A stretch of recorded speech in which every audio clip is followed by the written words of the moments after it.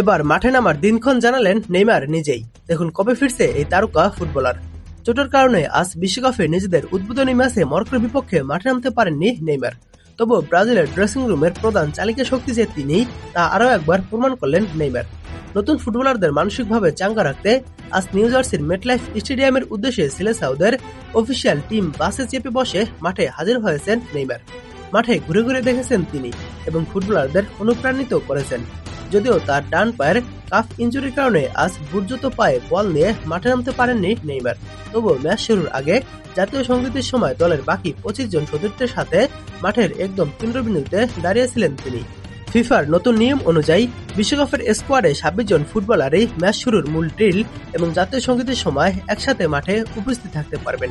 ফলে প্রথাগত একাদশে না থাকলেও আজ মেটলাইফের মাঠে 10 নম্বর জার্সির এই তারকা পুরোটা সময় মাঠেই ছিলেন।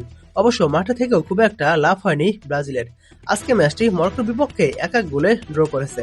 তবে এই ড্র হওয়া ম্যাচে মাঠে উপস্থিত ছিলেন ব্রাজিলিয়ান লিজেন্ড কাফু এবং নেইমার একসঙ্গে অনেকক্ষণ আড্ডাও দিয়েছেন।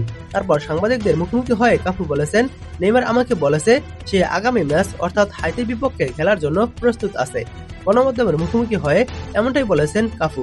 তাই অনেকটাই নিশ্চিত নেইমার আগামী ম্যাচে ব্রাজিলের জার্সিতে ফিরছে এবং ব্রাজিলের এই দুরবস্থা থেকে ব্রাজিলকে টেনে তুলবেন এমনটাই বিশ্বাস ভক্ত সমর্থকদের। নেইমার মাঠে ফিরলেই ফিরে পাবে ব্রাজিলের খেলার প্রাণ, এমনটাই মনে করছে তার ভক্তরা। গত 17 মে সান্তোসের হয়ে খেলার সময় ইনজুরিতে পড়েছিলেন নেইমার। তবে মরক্কোর ম্যাচের আগে ব্রাজিলের ডাগআউটে থাকা ইতালিয়ান মাস্টারমাইন্ড কার্লো আনচেলত্তি জানিয়েছিলেন নেইমারের ফেরার প্রক্রিয়া খুব দ্রুত এগোচ্ছে।